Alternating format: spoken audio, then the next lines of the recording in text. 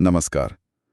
आज हम इसरो के कुछ बहुत ही दिलचस्प और महत्वपूर्ण अंतरिक्ष अभियानों पर थोड़ी गहराई से बात करने वाले हैं, खासकर निसार मिशन पर।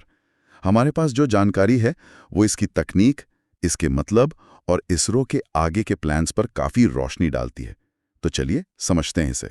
सबसे पहले निसार, पूरा नाम है NASA ISRO synthetic aperture radar. जी लॉन्च की तारीख तय है 30 जुलाई 2025। हाँ, बिल्कुल।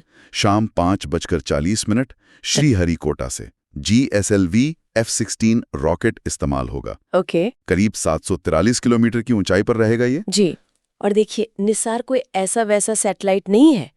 ये अब तक का सबसे महंगा अर्थ ऑब्जर्वेशन सैटेलाइट है। सबसे महंगा कितना? लगभग 1.5 बिलियन अमेरिकी डॉलर। 1.5 बिलियन? बाप रे। हाँ, और ये आंकड़ा सिर्फ लागत नहीं बताता, ये दिखाता है कि भारत पृथ्वी अवलोकन को, मतलब अर्थ ऑब्जर्वेशन को, कितनी गंभीरता से ले रहा है। ये एक तरह से वैश्विक नेतृत्व की महत्वाकांक्षा भी है, खासकर जलवायु परिवर्तन जैसे मुद्दों पर। और इसकी सबसे बड़ी खासियत वो डुअल फ्रीक्वेंसी रडार है। बिल्कुल, SAR यानी सिंथेटिक एपर्चर रेडार। SAR, ये होता क्या है? आसान शब्दों में थोड़ा समझाएंगी? जरूर। सोचिए, ये एक खास किस्म की आंख है। ये अपनी रोशनी, मतलब रेडार तरंगे, धरती पर भेजती है और फिर जो वापस लौट कर आता है उससे तस्वीर बनाती है। अच्छा, जैसे टॉर्च जलाकर फोटो लेना अंधेरे में। हाँ, कुछ वैसा ही। और कमाल ये है कि ये बादलों के पार भी देख सकती है। घने जंगल हो या रात का अंधेरा, इसके लिए कोई फर्क नहीं पड़ता। वाह। और निसार में ऐसी 2 आंखें हैं, एक नासा की L बैंड वाली और दूसरी ISRO की S बैंड वाली। L बैंड और S बैंड, इनमें क्या फर्क है? मतलब 2 क्यों? देखिए, L बैंड की नज़र थोड़ी, कह सकते हैं, गहरी है। वो मिट्टी के अंदर की नमी या पेड़ों के तनों और शाखाओं को देख सकती है।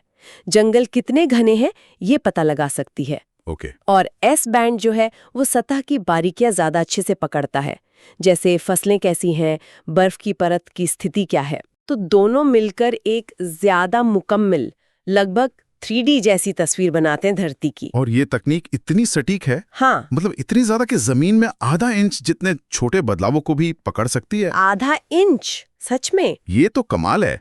तो इतनी बारीकी से देखकर करेगा क्या ये? इसका काम बहुत बड़ा है।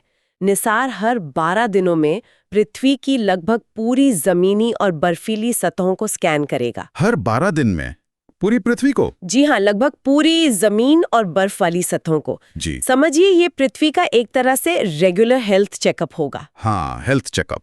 इससे हमें भूकंप, ज्वालामुखी फटने या भूस्खलन जैसी आपदाओं की निगरानी करने और शायद पहले चेतावनी देने में मदद मिलेगी। हाँ, ये तो बहुत जरूरी है। बिल्कुल। और साथ ही ग्लेशियर कैसे पिघल रहे हैं, जंगल कहाँ कट रहे हैं, खेती की क्या हालत है, जमीन के नीचे पानी का स्तर कैसा है, इन सब के लिए बहुत हाई रेजोल्यूशन डेटा मिलेगा। तो मतलब आपदा प्रबंधन और क्लाइमेट चेंज, इन दोनों को समझने में ये एक गेम चेंजर हो सकता है। निश्चित रूप से इसका वैश्विक प्रभाव पड़ेगा। सोचिए, प्राकृतिक आपदाओं की सटीक रियल टाइम जानकारी, इससे बचाव कार्य कितने बेहतर हो सकते हैं। हाँ, बिल्कुल। और फिर पॉलिसी बनाने वालों को ठोस डेटा मिलेगा। तकनीकी रूप से भी ये एक मील का पत्थर है। ISRO और नासा का ये पहला ड्यूल फ्रीक्वेंसी रडार मिशन है। और हाँ, ये भारत अमेरिका के बीच जो 1 दशक से ज्यादा का वैज्ञानिक सहयोग चल रहा है, उसका भी एक बड़ा प्रतीक है। तो निसार पर अभी इतना फोकस इसीलिए है। लॉन्च करीब है, उम्मीदें बहुत ज्यादा हैं, अभूतपूर्व ग्लोबल मॉनिटरिंग का वादा है इसमें, और ये भारत का सबसे महंगा अर्थ ऑब्जर्वेशन मिशन भी है।